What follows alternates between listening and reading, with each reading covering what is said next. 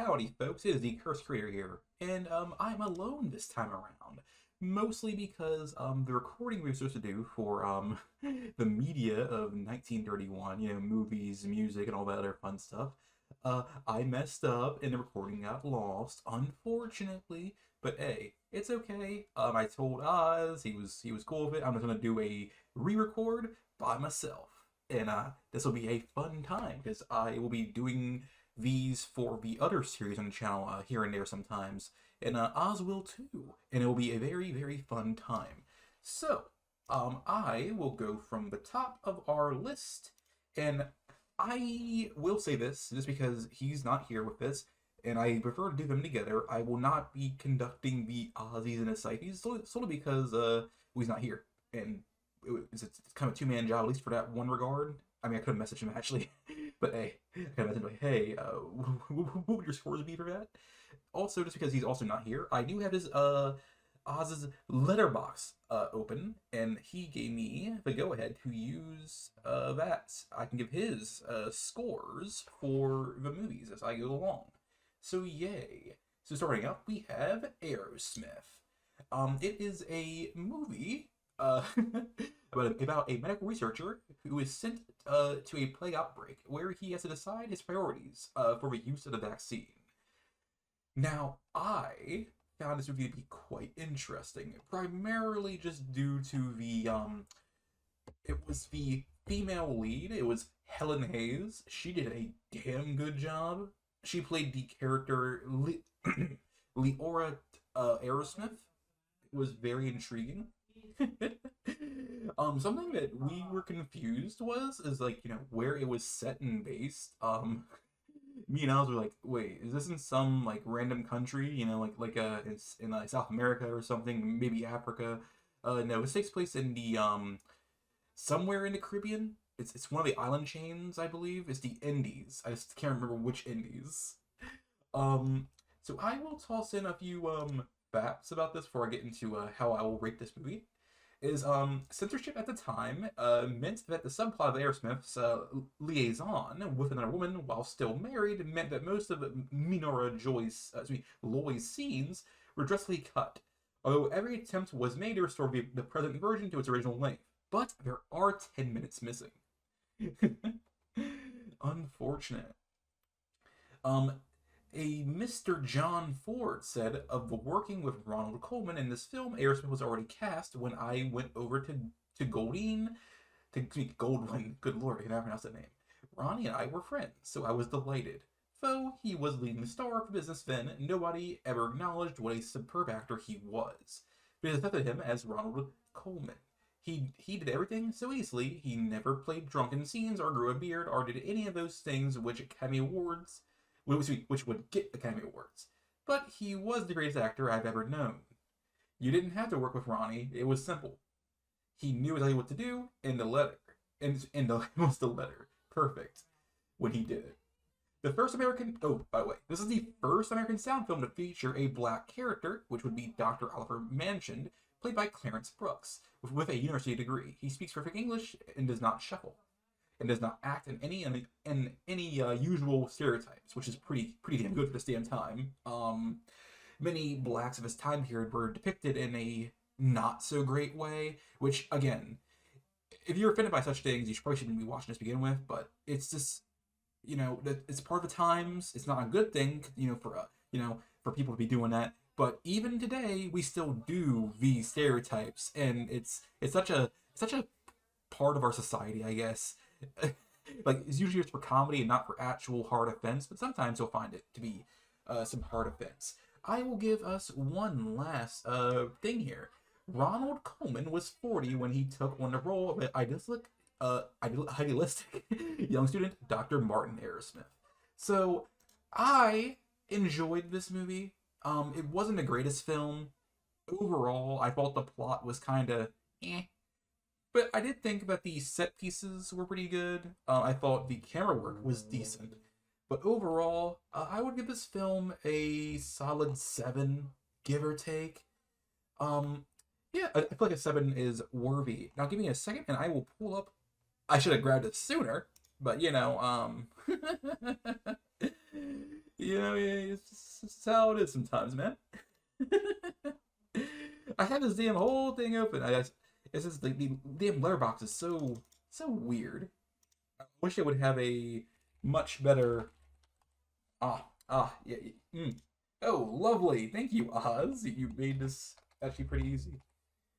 Does he not have it on? Oh, that's shenanigans. So, um, for his listings, it's kind of how do I say this? How they do the order of release date? It's kind of weird. Give me one second. My bad, people. I should have came a little bit more prepared. Oh boy. Newest first, earliest first. Let's do earliest first and go from there.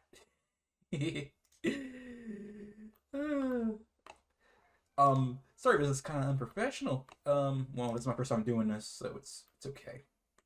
Could be worse. So Oz said, "Why do you have too many damn reviews, boy?" He has like freaking 40 in this bitch. Okay, Aerosmith. Why is it not in order? His. I wish these were in order, Oz. The front page. Oh, here we go. Aerosmith. So Oz rate this a 2. So yeah, he said I would have given this a 3.5 if it were not for the shoehorn colonialism plotline that comes straight out of nowhere. This film feels so all over the place and simply gives me whiplash with how often the plot just changes. Is this film about a country doctor, a research scientist, a colonial doctor trying to find a cure? It just can't make up its mind. The romance plot is even confusing with it repeating the same beats several times for an effect. I genuinely cannot figure it out. He said it was forgettable, which a blessing given how dated it is. Yeah, our reviews here are quite different. I gave it a 7. He gave it a oh boy. Well, this is how cookie crumbles. So let's get to the next film, which would be Girl. I I have opinions on that name, but so I already have Oz's review pulled up. Everything will be great. So this is a film about 2 adolescents who fall in love and are wed, but there's some misunderstandings here, and some lack of trust and communication, and their marriage is kind of on the rocks. I think this is a film that really speaks to the modern day a lot because no matter how much time passes, it's quite clear that humans are at least the same in some regards. For example, not talking or trusting each other. And that's kind of basically what this film is. I don't need to go too deep in a plot here. It's actually quite literally as I described it. It's basically that. I found that so the actress Sally Allers in this film, she was it was good. I I actually really enjoyed this film just because of how the plot line really went. It hmm But it all, I believe in the end, it all pans out. It's been a bit still has to freaking watch this.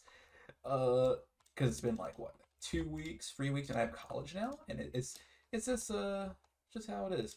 I'll double check that just to remember. uh, oh, okay. Uh, yeah. In the end, they have a child together, and yeah, they ultimately everything pans out. I gave this film a 4. It wasn't the greatest film, but I do think it's a film that speaks to the modern world that it shouldn't be forgotten because I love films that just constantly speak like the same stuff throughout all millennia. It's just great that it's a film that can connect to anybody of any age, and it's great. Oz gave it a 3. He said, sweet at times, but ultimately has aged very poorly and probably wasn't that exciting to begin with. I agree, it probably wasn't that exciting, but you know what? I'm gonna bump up from a 4 to a fucking 5 just because I'm a bit biased for stories like these. I actually like this kind of stuff. So I will toss in some fun facts before we pop off to the next film. The next trivia here is William Pauly played the role of Dorothy's brother in the stage version and reprises his role here in the film. Ooh. The original Broadway production of Bad Girl by Brian Marlowe and and Delmar opened at the Hudson Theater on October 2nd, 1930, and ran for 85 performances. Tells me that did pretty damn good. Okay, this is a person actually me and Oz recently talked about on our video called "The People of This Decade." Frank Bourgeois, I don't know how to pronounce it, became the first person to win a second Best Actor, Best Director Academy Award. Lord, Lewis Milestone had already won 2 Oscars for directing, but the one was in the quickly retired Best Comedic Direction category. It's kind of cool to see these actors and actresses that we talk about sometimes just pop up out of nowhere in these films. And this film featured Ellie Collins. Yeah, Eddie Collins, James Dunn, said the word okay 21 times, which I believe for a long time, like a long period of time, was the highest amount of times somebody said okay on film. Which is like, wow, dude. Something I will say about this decade, or rather this year, 1931, is this the year of the horror movie. Yeah, we will see a lot of the founding horror creatures are beings, and we'll get to them soon, but we're not there just yet. But next up for films is The Champ. Now, this is a film that I and Mr. Oz did not care for too much. I believe he gave it a 3.5. But it's more or less about an alcoholic ex-boxer who struggles to provide for his son, more or less. And I mean, it's kind of like sweet in a way, I guess. It's kind of sweet, but here's what I'll say is the film itself is it's not very intriguing. It's okay. I feel like it's a film that if you like boxing, it's something you want to go back to see, where it all kind of started. I believe there was other boxing films before this, but it's kind of cool to see. But in a more intriguing territory is that the actor who played the son of the boxer, or rather in this case, the champ, his name was Dink. He was played by Jackie Cooper. Jackie Cooper, if you didn't know, was, I believe, the first Superman. He may have been. I think he was. Yes, he played the first Superman, and he was Superman 1, 2, and 3. And that is just so freaking cool. That this random child actor from 1931 would also become one of the most iconic Superman ever. You know, he passed away unfortunately in 2011. This is how it is sometimes. He was 88, so pretty old. But let's go through the trivia real fast, and then we'll. Oh, I should. Did I already give my? I didn't give my number. For my number for this film, I have given it a 3. I didn't care for it. It was okay. It's a boxing film. I like boxing, but Lord, was it kind of eh. Oh, you know what? Before I get to trivia, I'll give Oz's review. Charming, but a bit slow and repetitive at times. While good lord, while it isn't one of my favorites, I would hate to see this film forgotten, and it makes a good addition to any watch list with very old films such as this. I mean, I agree to an extent. Thinking on it, yeah, this film doesn't. I don't think any film deserves to be forgotten. Yes, even the really, really racist and offending ones. I don't. I think it's good to have them. It's good in the sense that we know how much we have progressed as a society, and that's the important message, No, I should probably actually load up Twitch. I keep forgetting to load it up because just in case people are messaging, sometimes people be doing that. Nope, no messages. Good. It would have been a little awkward, man. So now we have that. Let me get to the trivia. So, I'll do like 3 or 4 trivias per movie from now on, just so I don't, forget. Wallace Beery actually got one less vote than Frederick March in the 1931 to 1932 Academy Awards voting for Best Actor. But the rules at the time considered anyone with 1 or 2 votes less than the leader as being in a tie. So both got Academy Awards. That is kind of cool. So me and Oz have not hidden our disdain for how the rules were conducted back then, and even now it's kind of shifty. You kind of like buy your vote sometimes, or like buy the win. It's kind of shitty. A Mr. Jackie Cooper, the one I was talking about this briefly ago, was paid $1,500 a week while working on this film, which is a lot of money for back then. And inflation go crazy. Next up is Wallace Beery was none too thrilled to be working with Jackie Cooper, sharing most adult actors' distrust of child stars. Cooper would later accuse the star of trying to upstage him and treating him like an unkempt dog, basically akin to jealousy.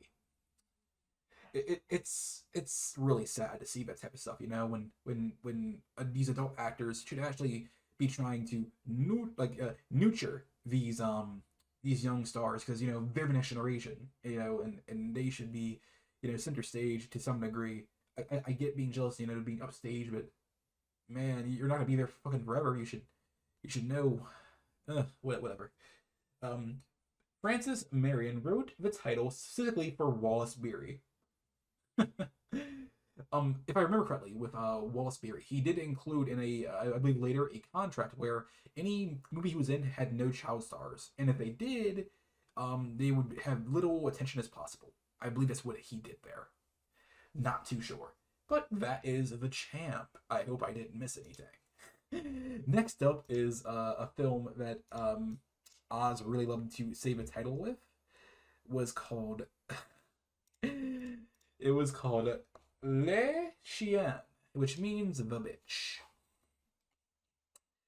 I laughed my ass off when I read the title, because it is one of the most silliest titles I have seen in my entire life. La Chien. I don't know if I said Li Chien or whatever. He gave it a 1, 2, 3, 4. He gave it a 4-star on Letterboxd, which is is that good? Is it good? Does it go to like 5 stars or 10 stars? I'm not sure how this works. I'm assuming it's high. It's safe to say it's high, so it's pretty highly rated by him. So this is a film about Maurice Legrand. He is a meat cashier married to a nagging wife. He has a secret passion, though. He's a Sunday painter. He falls in love with Lulu, a young woman dominated by Didet, the pimp she works for. Um, he would push her into a relationship with him, and that was it's such a weird thing to think about. I think Oz said it best with his review, and we're gonna go with his review real fast. This film reminds me a lot of Greed, with its depiction of many flawed characters, all which end up in some kind of fiasco, though obviously with many more characters than Greed.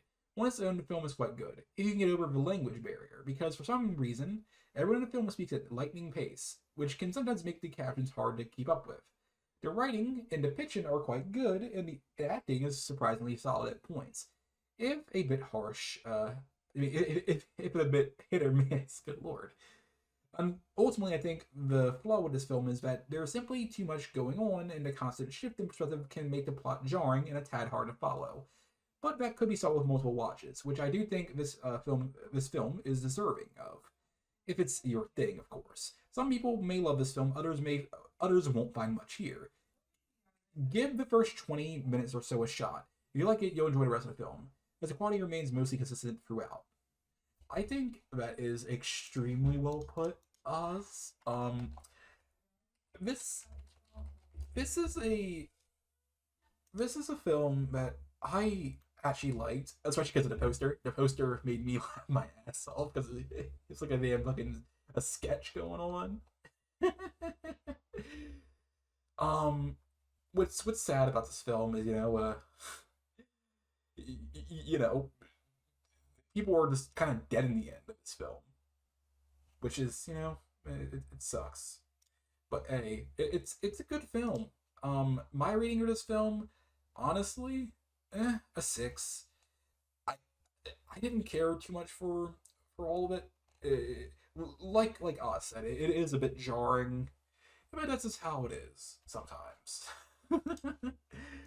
So, with the bitches content out of the way, let's get to the trivia.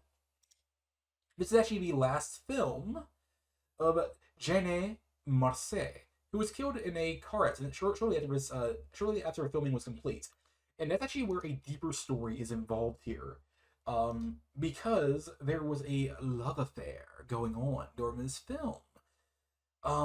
Unfortunately, the one of the males, I believe it's actually the main. Oh yes, it was Michael Simon. Uh, he was the main lead there. He fell in love with Jeanne Marseille during filming. While she fell in love with Georges Flamant, a relationship with director Jane Renard and producer Pierre Brenberger encouraged, thinking it would benefit the first-time actor Flamant's performance. A few days after filming complete, Flamant took Marseille for a drive, uh, despite knowing barely how to, and got into a car crash, which resulted in her death. Um, Apparently, a distraught Simon fainted at her funeral and pointed a gun at Renoir, threatening to kill him. It's really sad to see an actor or actress, anybody really, pass away, and it's just so wild to me just how it was all encouraged and stuff, and it's quite clear that she, Miss Marseille, she only had like five films under her belt at this time, and all of them were in the same year, 1931. So, man, that's just really sad. But let's give one more. One more trivia here is this is considered the first French film where the sound was recorded directly in on real locations, not post or synced in studio. So that is intriguing. I believe we should go to the next film. This is a film that I know that me and Oz both liked. It was The City of Lights. This is another Chaplin film. I love my boy. Freaking Chappie. Old Chappie. Now, I think, how do I describe this film? It's like a lot of other Chaplin films. That's okay. Chaplin's a great guy. He's funny. Let's just go to how we should, a description of his film real fast. With the aid of a wealthy, erratic tippler, a dewy-eyed tramp who has fallen in love with a sightless flower girl, accumulates money to be able to help her medically. That is essentially what has gone down here. This had a neat lineup of people in this film. We had Harry Myers, Virginia Cheryl, Al Ernest Garcia, and even Hank Mann, which is a neat lineup alongside, of course, Chaplin. Now, before I get into anything else about the film or Oz's review, I want to tell you just how funny the story of Virginia Cheryl is, because so from what I understand, she met Mr. Chaplin on a beach, from what I understand. But there's conflicting information. So apparently Chaplin met her prior to this, but they were just like, I guess, pretending in a sense that they were just meeting for the first time on the beach. So, oh boy, I got carried away there. I should actually wait. But it's okay. I have to see. Good lord, I have to stop hopping around with these. I had to stay on point. So let's get into a bit with the story here. I suppose. Well, the story is pretty short, sweet, and simple. It's a Chaplin. Come on, man. So let me get to the story. So, if I remember correctly, what this film is, It's mostly I think burglars were involved here, and they attacked the millionaire guy. I think that happened. It's, and I do recall this film. The blind girl would eventually be able to see again, and all is well that ends well. It's it's a heart story. It's all about that. Um, I'm gonna get to trivia because yeah, I'm not used to doing this by myself, so this give me a little bit of pass. Chaplin reshot the scene in which the little tramp buys a flower from the blind girl 342 times, as he could not find a satisfactory way of showing that she thought that the new tramp was wealthy. Orson Welles said that this is his favorite film of all time. Next fun fact, and our last is This is Chaplin's first film made during the sound era. He faced extreme pressure to make the film as a talkie, but such was his popularity and power in Hollywood that he was able to complete and release the film as a silent but albeit recorded with music as a time film. When the rest of American motion picture industry has almost completely and utterly converted to sound by this point in time. So, just because it's kind of cool, I'll throw in one more little fun fact. Is Albert? So Chaplin invited Albert Einstein and his wife Elsa to join him at the Los Angeles premiere on January 30th, 1931. When the house lights came up, Chaplin was surprised to see Einstein's eyes tearing at the final scene. Chaplin said in his autobiography that he had not known Einstein to be sentimental, which is very interesting because we don't really, know all that much about Einstein's private life other than he was a bit of a scumbag. This is a smidge of a scumbag. He was cheating on his wife, incest, all that fun stuff. Um,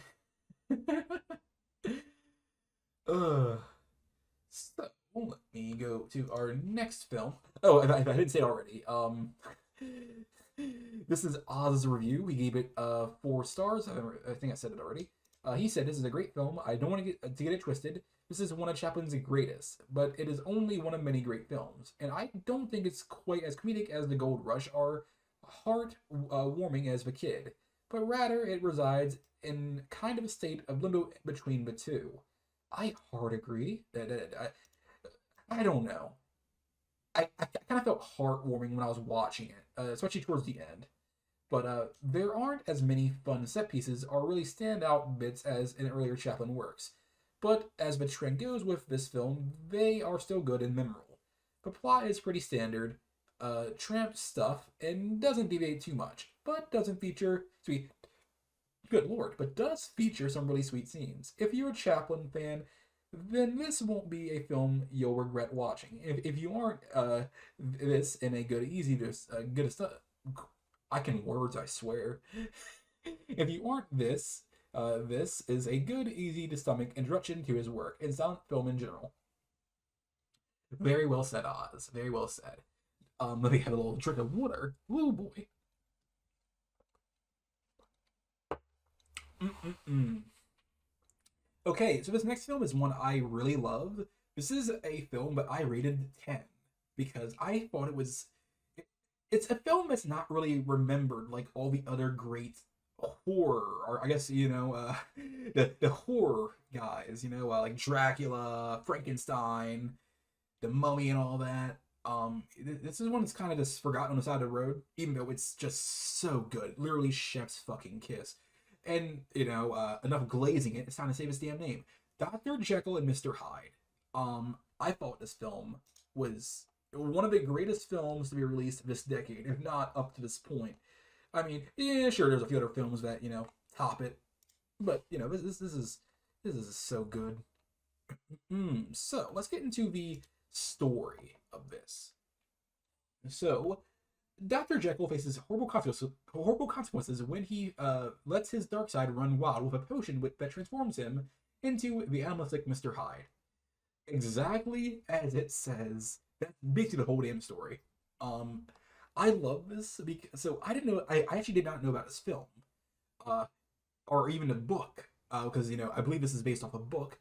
Until I read a Goosebumps book that basically was the same, not the same exact thing. It was in Goosebumps fashion, but it's basically a retelling of the whole thing to a degree. And seeing how different it is, the actual film, it was just so freaking cool. Um, like I said before, I gave this a 10. Oz gave this a 1, 2, 3, 4. He gave it a 4. I don't know how that would translate to to how we do things on the show, but I'm assuming he rated pretty high. So I'm assuming around a 8 or a 9, maybe even a 10. Probably just an 8 or 9. So I will read his review and then I'll get into the trivia. When I first saw this on my watch list, I was pretty certain it was going to be another cheesy monster movie. And to some extent, I was right. Not that there's anything wrong with that. But after getting about through a third of the film, I realized that this film was a lot more, even if it wasn't perfect. Yes, obviously, this is one of those strange proto-horror experiences that is the monster movie. And most of the horror tropes of a mad scientist and villainized woman are here. But what makes Dr. Jekyll and Mr. Hyde special is that unlike most of these kinds of films, there is an actual meaningful message to be found, and some questions to be asked. It's nothing world-changing, mind you, but I feel as if the script here really does as much as you could with a concept like this. Contrasting a horrific, animalistic creature with a conflicted, kind-hearted man really creates a unique sense of tension that I can't describe. It really puts you into a mindset of the character at times, dreading the inevitable transformation.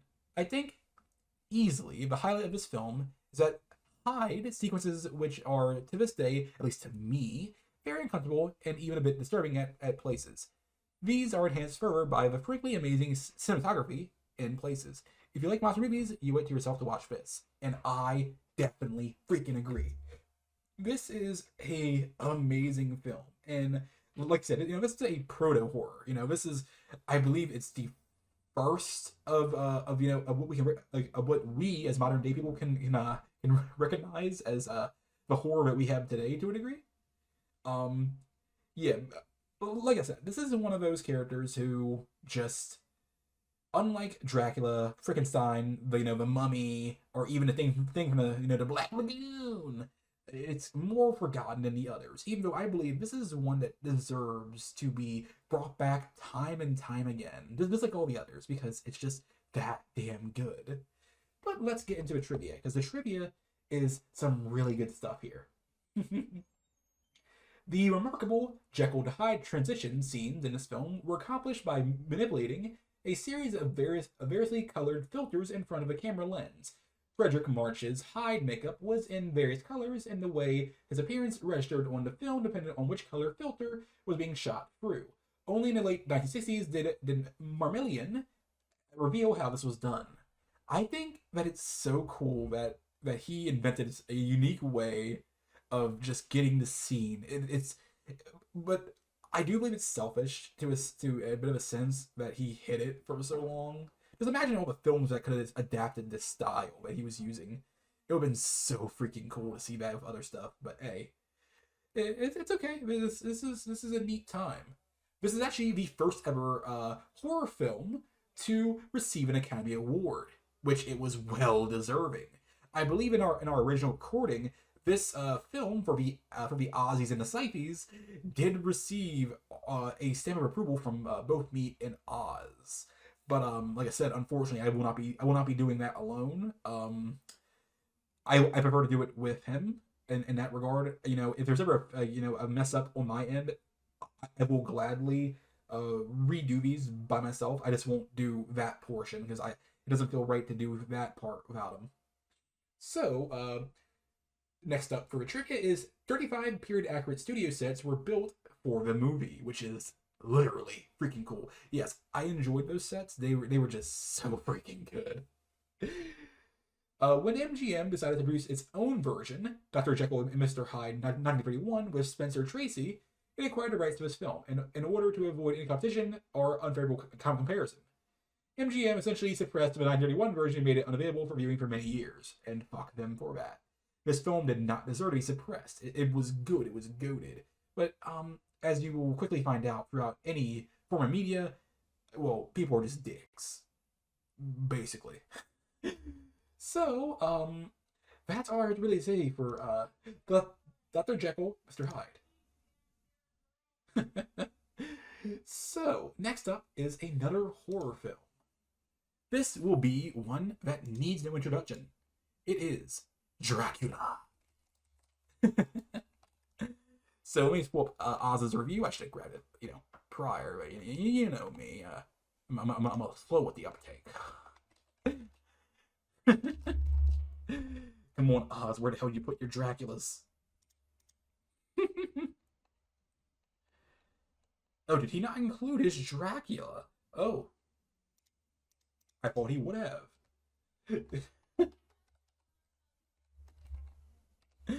Dracula. Okay. I don't have Oz's review of Dracula.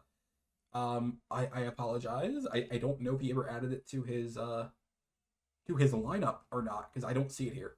But I will tell you this. He rated it very high when we did this originally. That much I do know. He rated it like a 9 or so. But a 9 or a 10, so I'll say that. This is the film. To describe it is a Transylvanian vampire Count Dracula bends a naive real estate agent to his will. Then takes up residence at a London estate where he sleeps in his coffin by day and searches for potential victims by night. That's how, well, it's literally as it is on the cover. This is one of the films where me and Oz, we glazed up a lot, but we didn't go too in detail about it because it's Dracula. I feel like we all have seen at least to some degree, the original Dracula, or at least iterations of it.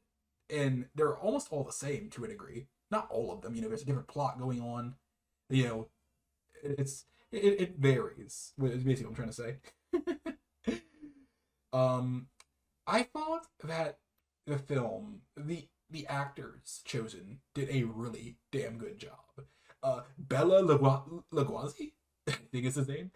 He did really good. Helen Chandler did good. Everyone just did such a damn good job. But I guess I will go here just 1 second, and I will take a look at the trivia. So this film is regarded as the film that kickstarted the horror genre in Hollywood. And yes, this is true. It is the first one to really kickstart it. Although I personally believe that Dr. Jekyll and Mr. Hyde was, the one that did it, but, it's how it is, After playing Reinfeld, Dwight Fry would find himself typecast. He found himself restricted to playing eccentric or jittery characters that had a manic edge to them or criminal lunatic types. And something me and Oz have talked about a few times is sometimes actors or actresses get locked into a role where they can't escape it in any other film. I believe, was it Clarabelle? I think it was either Clarabelle or Mary Pickford, where they were constantly just playing as a child, which it sucks that you're stuck in that role, but you want to make money or being seen anymore, you gotta go where you're good at, and that's just how it is. In the scene where Dracula and Reinfeld are traveling to London by boat, the footage is shown as borrowed from a Universal silent film called The Stormbreaker, 1925. Silent films were projected at a different frames per second speed that later adopted for sound films, accounting for the jerky movements and quicker than normal actions of those shots, which I think is pretty cool. But there's not much else to say about Dracula. It's literally as it is on the 10. It's an intriguing film, and I think overall, if you want to see a film from you basically started up the whole horror genre, then this is the film to go to. Although me being biased, I would actually say Dr. Jekyll. If I didn't get my review number for this, I believe this film is a easy 9, 10 even, but I'm gonna say 9. I don't want to hand out too many 10s in one go like I did in the past. But if there was a contender for 10, this would be most definitely fucking it. Next up is another horror film. Oh boy, it's fucking Frankenstein. This is another film that does not need much introduction at all, really. Dr. Henry Frankenstein is obsessed with assembling a living being from parts of several exhumed corpses. It's literally as it says on the 10, my friend. Yeah, it's basically as you would see from Frankenstein, basically. I believe me and Oz also did not go over this one very too in depth because it's literally as it says on the 10. But I will briefly talk about it this a bit. is that this film differs from the original, the original book by I believe it was Mary Shelley. I'm pretty sure. One second, I need a little sip of water. Oh boy, I was really thirsty there. So yes, what differs from this is that how Frankenstein looks. So I believe in the original book he has these bolts coming out of his neck, basically. I also believe that Mr. Henry was also looking a little bit different. But, the eye candy is Frankenstein. But, he looked a bit more elaborate, and I'm pretty sure with trivia we'll talk about that a bit more, so I won't go off this pure memory here. But I believe, and despite not giving this to Dracula, this film is easily a 10. It is a film that deserves to be seen time and time again, because it's just that good. But enough glazing. Let us talk about a certain character, Dr. Henry Frankenstein, or rather the actor Colin Clive, who I thought he owned his role as Dr. Frankenstein. He really owned that fucking role, and I was just purely impressed by how he acted like the mad scientist so fucking well. It was good. It was really good. But Boris Karloff, he nearly upstaged Henry, that's for sure, with playing the monster. But I believe Oz actually did do a review with Frankenstein. Oh, please tell me you did a review of Frankenstein, buddy. Just because I want to include his words in here as much as I can. He did not. Well, shit. Unfortunate. Okay. So, trivia time. The monster makeup designed by Jack P. Pierce is under copyright to Universal through the year 2026 and licensed by Universal Studios Licensing, Inc. So, unfortunately, people, you cannot utilize that look in your films, at least until 2026. We're almost there. While preparing to film the scene where the monster attacks Elizabeth, May Clark admitted to Boris Karloff that she was worried that when she saw him in full makeup coming towards her, she might really be frightened. Karloff told her that throughout the scene, he would wiggle his pinky finger out of sight of the camera so that, despite her horrific makeup, she could always see her friend Boris waving at her and letting her know that she was safe. I think that is truly a real person, like a real person there, man. He's a real homie. Because like it's so cool to see these actors. They aren't all just snobbish pricks. They're all douchebags. They're actually people. It's so unfortunate that in the modern day there is not enough actors or actresses or directors or whatever like that. Of course, we'll see some be mentioned, and we'll see them, and there's down-to-earth people. I wish there was more like that, though. I wish all of them were like that. Stuff happens. But here's the part I was talking about before, is the monster in this film does not physically resemble the character as in Mary Shelley, oh, good Lord, Mary Shelley's novel. It was the makeup artist, Jack P. Pierce, who came up with the innovation, such as the monster's flat head, the bolts through the neck, the droopy eyelids, and the poorly fitted suit. Any future Frankenstein film or parody such as The Munsters that features any of these physical anomalies takes its inspiration from Pierce's makeup work. Okay, so he didn't have the bolts in the original. My bad. It's good, it's always good to be corrected on this type of stuff. But I'll give one last thing, because it's kind of cool to talk about. Is this the first film to ever use the famous castle thunder sound effect? We all heard it. When like there's a distant shot of a building, and you hear like a thunder, like it's the one we all heard it, at least to some degree. So that is Frankenstein. Good film, solid film, and I believe that Oz would have given it around between 8, 9, or 10. I want to say he would have given it a 9. I'm not sure. Actually message him about this type of stuff, but you know what? It's how it is. His letterbox didn't have it, so I have to go with what I have. I have to go with what I have. But that's just how it be. But next film he does have, which is great. It is The Front Page.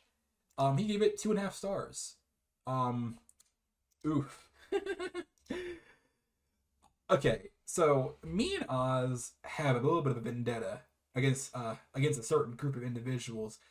They're called journalists, and they are dicks. This is one of those damn films about a damn journalist, or rather, in case the newspaper.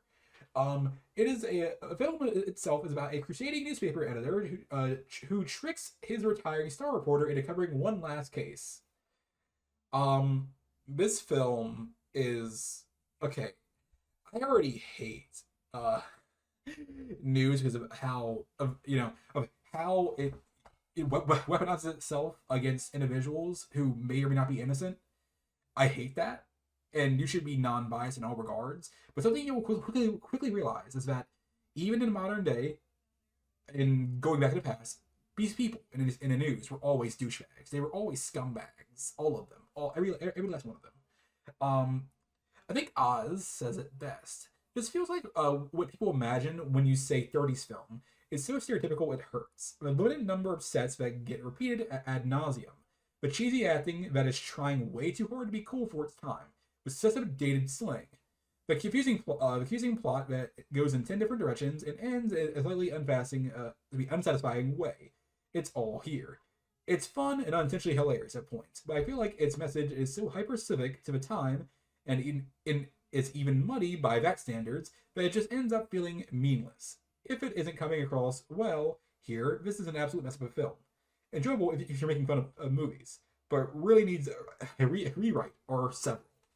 And I agree. This is a film that I did not like. This is a film that gets a 1 because I'm open. I'm being open here. I'm biased. I hate the damn subject matter, but I do love the damn slang and stuff like that. The slang was cool.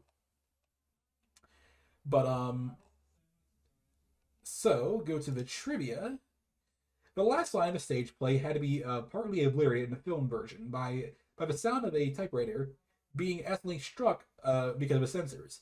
Even of that day wouldn't allow the phrase "son of a bitch" to be used in the movie.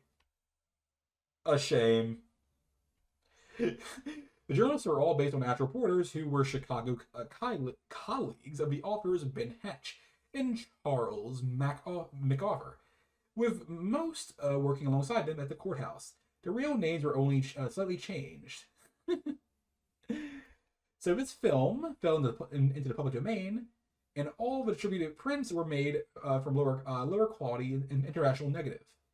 The preferred U.S. negative fell into obscurity in 2016, the Academy of Motion Pictures and Sciences premiered a newly restored original copy of the U.S. negatives.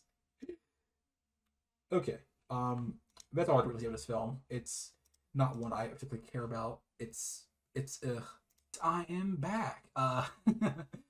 Our next film is called M, and it's set in Germany. Me and Oz both really like this film, and oh boy, it is by the ever fantastic Fritz Lang. So yeah, it's gonna be a very fun time here.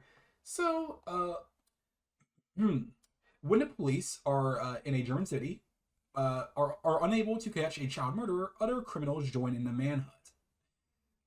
Very simple plot.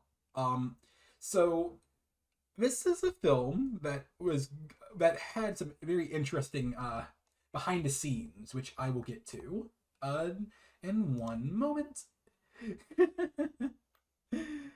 So originally the film's name was not going to be M. Contrary to Papa Willie. Oh, hold on. Excuse me. You know what? Let me correct myself because I am wrong. Contrary to popular belief, Fritz Lang did not change the title from The Murderers Are Among Us to M due to fear of persecution by the Nazis. He changed the title during filming, influenced by the scene where one of the criminals writes the letter on his hand. Lang thought M was more of an interesting title. So, pretty cool. In the film, the beggars that we see are actually based off the real life group. They existed in Berlin at the time, which is really cool to see that there actually was like a whole well-known group of beggars, like one of those Chinese manhwas or something like that. Manhwas, well, I don't know what the hell you call them. Before making this, Peter Lorre had mainly been a comedic actor. And so, also, this is Fritz Lang's first sound film, which is really freaking cool. But one, two, three, four. Make sure I have the numbers here right. One, two, three, four. So Oz gave us a 4.5, which I don't have a translate over to how we rate it. I think it's like an 8 or a 9. I like, in any case, I think this film actually is, worthy of that. That's for sure. But I will read off his review. This is yet another amazing Lang film. But when I first, but when I saw this was Lang's first talkie, I was nervous. When I actually watched the film, however, I was shocked by how high quality the acting and sound direction was. Pretty much every performance here is spectacular and evokes the mood they were going for, but especially with Peter Lorre, who gives one of the best final monologues I've seen in a while. The story was exciting, and despite the ending of these films being quite predictable, every step in between was always filled with such tension, curiosity for me. Each scene feels like you're tense for both the killer and those hunting him. It's truly an experience to behold. I do think M has some things to say about the world around us, but I think it takes a bit of a back seat, and to chase the mystery and of the whole thing, and that is the one flaw I see with M. I wish it was more of a character study, since it only tries that at the very end. A great experience film lover needs to see. Hard agree. But there's something very important to know about this film, is that the director, Mr. Lang, and his wife were trying to find what would be considered the worst crime ever. And they believed that no crime was worse than the murder of a child. And that is, for today's standards, is like, is it? There could be worse things, but for back then, that was as high as they were putting it. Which, it's kind of cool to see the contrast between, the time periods. But that is the end for M. Now it's time to go for Monkey Business. Another Marx Brothers film. So, let me get Oz's review, just so I have it here. I hope he did Monkey Business. Oh, please tell me he did it. And no, he did not. Unfortunate. So, Monkey Business. On a transatlantic crossing, the Marx Brothers get up to their usual antics and manage to annoy just about everyone on board the ship.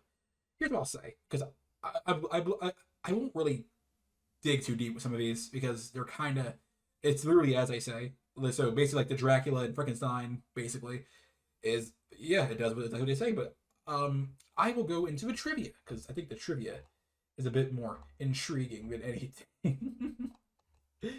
I really do like the Marx Brothers. They are cool.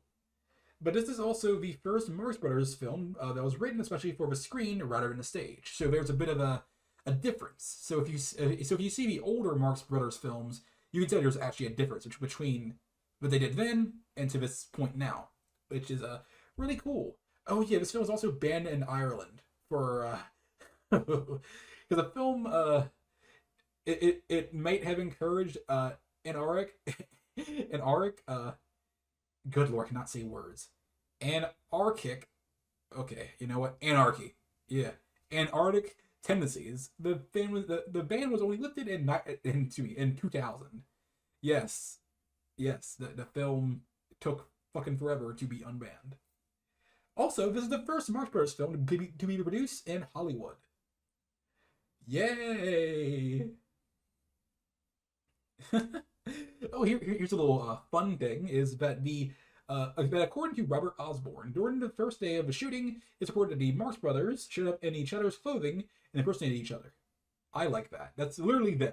It's something that they apparently did a few times, which I think it's really fucking funny. But I think Oz would have given this okay ratings, like around like a 5, 6, or 7. I don't want to speak for him because the reviews, but he didn't include it, so I have to go with my gut here. But fortunately, he did talk about the next film on our list. This next one is one that me and him both agreed on to a degree. Okay, the next film is Les Millions. It is as you can probably tell, I believe, a French film. I think I should talk to Oz about this one day, and unless it's already on our list here. Oh, it's already here. Never mind. I was gonna say we should include where shit's fucking from. Uh, it's already there. I keep overlooking this. Yeah, it's in France and it's a musical. And if you didn't know about old Cursed Curator, is I hate musicals to a high degree. um, how do I even talk about this? um,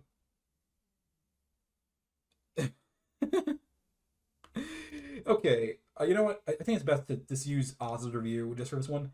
I almost always rate films, but here I just feel so disconnected from the original context. This would have been watched in. But I frankly cannot decide heads or tails what it's trying to go for, let alone if this film does any of its said goals well. I might rewatch this one, but I doubt I fully understand it even then. He did not give a review for this, unfortunately. But it's it's just so the film just it wasn't too good. I don't want to show enough in film, but I'll give it a two. Oz did not give it a a score, so I'm gonna say it's instead of saying zero for him, I'll say it's inconclusive. Just so you know, we're being nice to it. But we're almost there. We're almost done. Not really. But you know what? Because I'm nice, I'll read a few of its trivias. Pauline Kael, the eminent film critic for The New Yorker, lavished praise on the film, calling it a Renee Claire at his exquisite best. No one else has ever been able to make a comedy movie, a comedy move with such delicate, dreamlike inhalability. Good lord, this movie is lyrical, uh, choreographic, giddy. It's the best French musical of its period, but it must be the fucking worst, at least according to me and Oz. It's how it is sometimes, for real. Oh well, and that's really the only thing I'm gonna say about this film. But let's about a film that is a bit more intriguing. Et noir la liberté. Now, I believe Oz did cover this on his letterbox, which is good because I won't have to guess for him, which is always a great thing because I hate guessing for other people and what their opinion would have been. Let's see here, but no, that's not it. That's not. He did not. Okay, I'm guessing for him. So, I believe he said this film was like a 4 fucking 5. It was nothing special to him. I'm pretty sure. So it's a film that is a satirical on the left wing. It's about two ex-convicts, one of whom escapes jail and then worked his way up from a salesman to factory owner. It's goofy, I know. But, it's just two dudes who escape from fucking prison. It's not a special fucking film, like, at all. But there was a lawsuit between but it's like more intriguing, between Charlie Chaplin and I believe the director of this film. But let's go into trivia and talk about that. In Charlie Chaplin's Modern Times, which premiered in 1936, the original distribution company of Et Noir la Liberté, Tobias wanted to sue. Director Rene Clair refused to join such suit, saying that he considered it an accompaniment if Charles Chaplin based his film on Rene Clair's. But the suit went ahead nevertheless. Tobias sued United Artists and Charles Chaplin for plagiarism. The suit, with separate segments in France and the U.S., went on for more than a decade, right through World War II. Charles Chaplin, at the request of his lawyers, finally settled, but never made it to the charge. Rene Clair stayed aloof from the affair, and he and Charles Chaplin, whom he greatly admired, remained friends. Which I just think is kind of cool that the dude's like he admired the fact that Charles took from him. He's like, dude, that's an honor. What do you want? I really like that. This is the first film non-English to receive an Oscar nomination for Best Art Direction. Lazare Mayerson, the Oscar went to Gordon Willis for The Transatlantic. So, the title itself, by the way, translates to "Freedom for Us." It's gonna put it out there. Outside of that, I don't think this film really deserve much else to be talked about it. This film it's middle of the road. It's intriguing enough if you want to see like a old timey prison film where they break free and they have freedom and all that. It's like it's fucking five. It's middle of the road, very middle of the road. But the next film is one that I actually liked a lot, and Oz actually did a review on it that we will see a little bit of a difference between I and him's opinions. So this is called The Sin of Madelon Claudette. This is it's kind of a it's kind of I liked it because it was just kind of just there, man. um how do I say this? Okay, so it's kind of a sad tale. It's kind of sad, and it details a woman who wants to leave her husband, and she has a son and everything, and the son visited her, and like I believe in the end that like she dies or something. it's it's really sad, this film, but I will get over to Oz's review. He gave it a 2. Melodramatic and a tad trite, but not overtly offensive. A footnote of a film on its own. There is little reason to watch this outside of an academic purpose. It's a little rough, just a little rough. It's a fucking 4. If you like a sad tale, which this film is very much a sad tale, then it's something you should probably watch. Overall, I do agree to a sense that it's not really one you should probably watch too much of. It's a 4, maybe a fucking 3 if I'm being like mean about it. The next film is one I have a lot more to talk about. Oh wait, I hope I didn't skip it. I did. Okay, so I skipped over a fucking film. I didn't notice.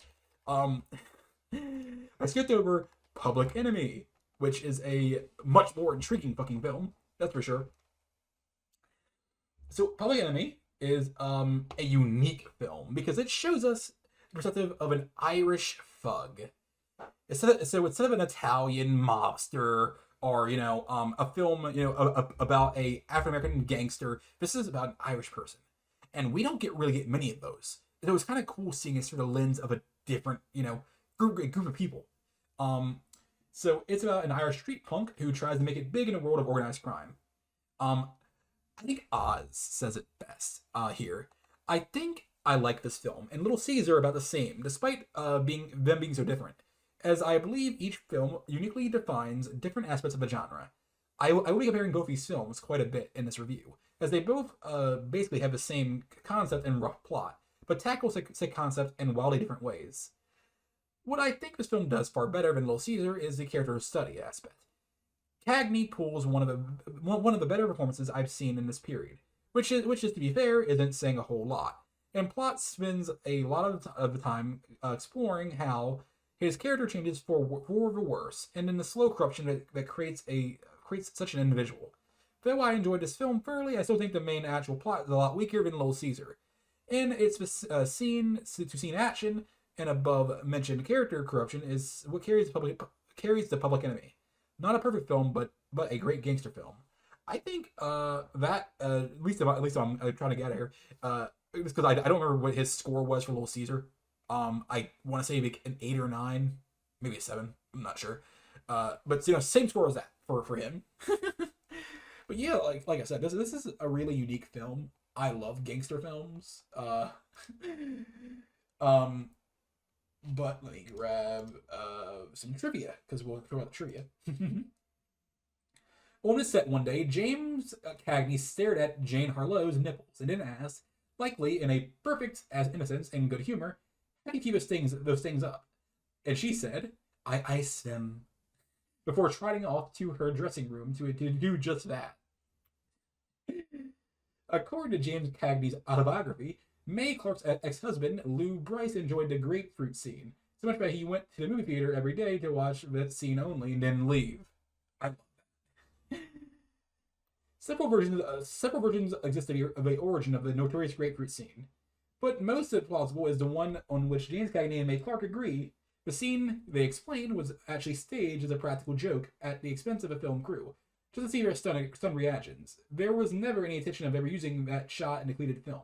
Director William A. Wellman, however, eventually decided to keep the shot and use it in the film's final release print. I love it when there's like a little practical joke going on. That's fucking funny to me. Again, sorry for skipping over this film. It did not deserve to be skipped over, that's for sure. This next film is one I think is really interesting. It deserves a good watch because, despite the fact that it's, old as hell at this point and kind of a little weird, it's something that people do even today. It's kind of but no more derailing or ramblies. This film is called The Smiling Lieutenant, and I think the lieutenant is a dick. And I recall that saying to Oz is that I hate this guy so much. I hate this guy, but he plays his role so fucking well. And I do recall in our Scythes and Ozzy and Scythes, whatever. He actually did secure like 2 placements from us in that whole damn thing. He was just that damn good.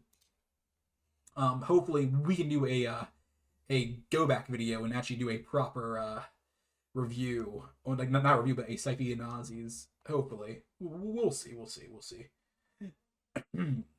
So to explain the actual plot here is that it is about a lieutenant in the Austrian Royal Guard who has a girlfriend named Franzi.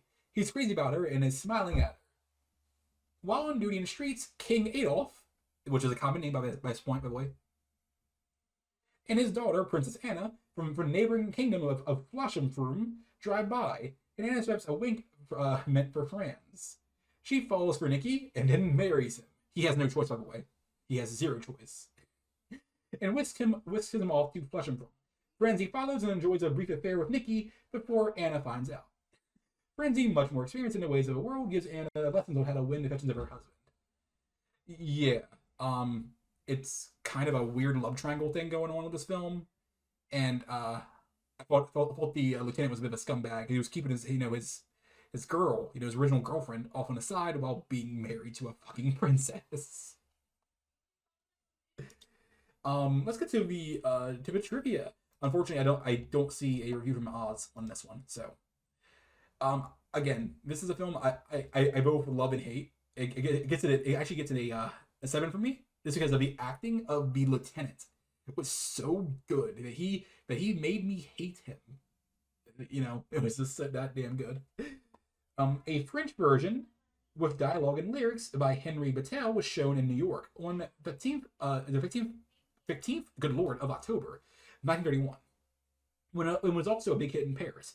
It had the same 3 leading actors and was filmed at the same time as the English version, as dubbing had not been invented yet. This is actually Paramount's biggest grossing film of 1931. Advanced ticketing for this film at its New York's engagement sold out immediately. And that's all I really had to say about The Smiling Lieutenant. This next film, and our last film of the day, is Taboo, which is a film I know that Oz did not like too much because of the offense. It's a bit offensive. Taboo is a story of the South Seas. On a South Pacific island of Bora Bora, a young couple's love is threatened when a tribal chief declares a girl a sacred virgin. As you can tell,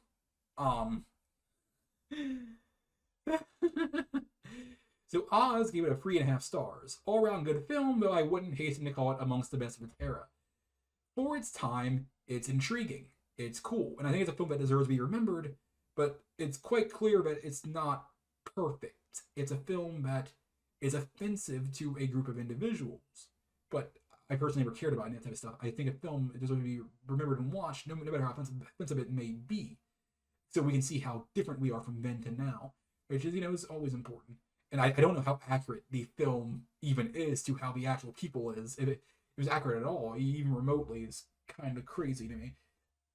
I don't think this film really deserves much to be talked about, but I will, in good faith, at least talk about its trivia. Producer, director, and curator F.W. Murnau died in a car accident a few days after starting work on the music for his film.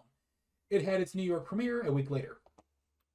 Originally conceived as a co-venture with documentation from Robert J. Flatberry, as work on a project for us, it became recently clear to Flatberry that F.W. Murnau did not adapt too well to co-directing, and that he was squeezed off the film.